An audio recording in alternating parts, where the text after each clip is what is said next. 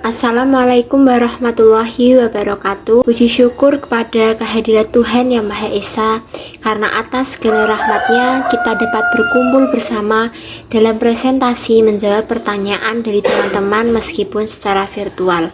Perkenalkan, kami dari kelompok 3 S1 Manajemen A yang terdiri dari saya, Dina Khairunisa, NIM 2022101007. Saya di sini sebagai moderator. Yang kedua, Karina Reda Setiorini, NIM 2021101011. Di sini sebagai narasumber pertama. Dan yang terakhir, Faisal Adi Mukti, NIM 2022101033. Di sini sebagai narasumber kedua.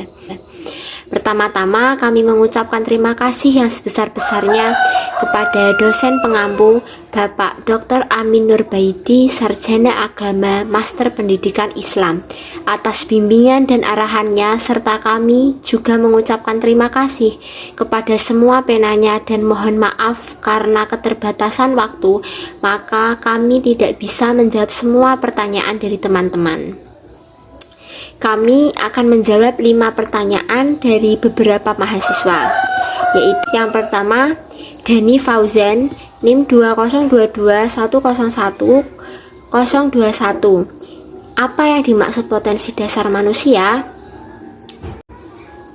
Yang kedua, Valen Sesi, NIM 2022101071. Teori tentang fitrah beragama ada 2, yaitu teori psikologi dan teori kependidikan. Jelaskan pengertian teori kependidikan. Yang ketiga, Dimas Adi, NIM 2022101037. Mengapa Islam disebut sebagai agama fitrah? Yang keempat, Novita Dian Pramesti, NIM 2022101055. Pada teori konvergensi disebutkan jika pribadi manusia dibentuk oleh 2 faktor, yaitu faktor dari dalam dan luar. Sebutkan apa yang termaksud dari faktor dalam dan luar. Dan yang terakhir, Marsyanda Liani, NIM 2022101045. Teori nativisme, empirisme, dan teori konvergensi dalam pendidikan. Jika ditarik dalam benang merah, bagaimana kesimpulan dari 3 teori tersebut? Selanjutnya, pertanyaan tersebut akan dijawab oleh narasumber kami. Yang pertama ada Karina Reda Setiorini dan narasumber yang kedua Faisal Adi Mukti.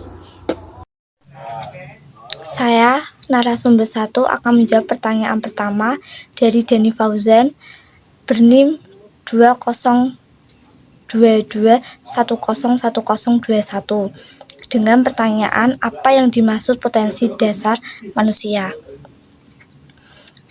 Jawaban dari kelompok kami, potensi dasar manusia adalah suatu potensi atau kemampuan yang dimiliki manusia sejak lahir.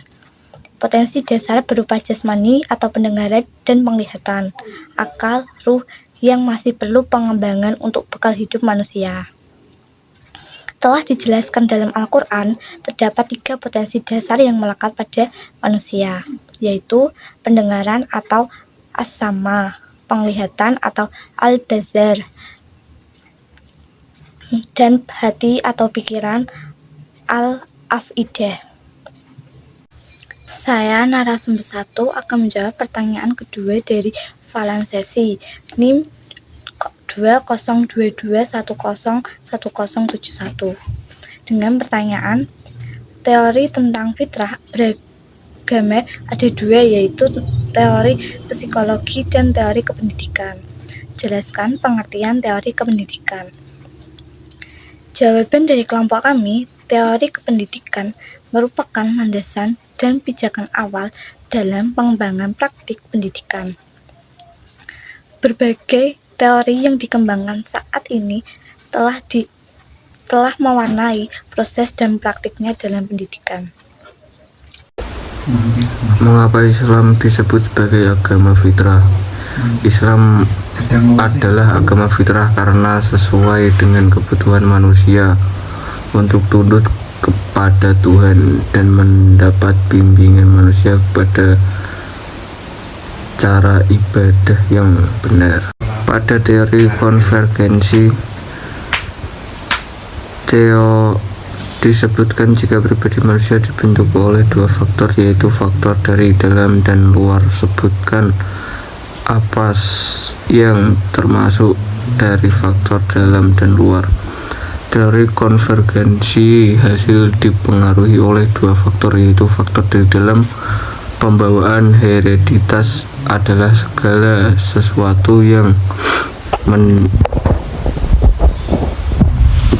terdapat dalam diri seseorang yang merupakan warisan atau turunan dari orang tuanya, baik fisik maupun psikis, yang diwariskan melalui faktor luar, yaitu lingkungan seperti pendidikan dan pergaulan.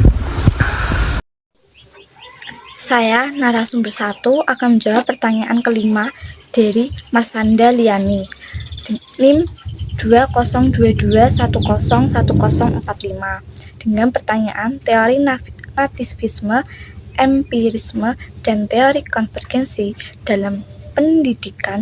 Jika ditarik benang merah, bagaimana kesimpulan dari 3 teori tersebut? Jawaban dari kelompok kami, kesimpulan dari 3 teori tersebut adalah faktor idealitas atau pembawaan dengan lingkungan sebagai faktor yang mempengaruhi dalam perkembangan manusia. Faktor pembawaan tidak berarti apa-apa tanpa faktor pengalaman atau lingkungan. Demikian pula sebaliknya, faktor pengalaman tanpa faktor pembawaan tidak akan mampu mengembangkan manusia yang sesuai dengan harapan. Faktor pembawaan maupun pengaruh lingkungan yang berdiri sendiri tidak dapat menentukan secara mutlak dan bukan satu-satunya faktor yang menentukan pribadi atau struktur kejiwaan seseorang.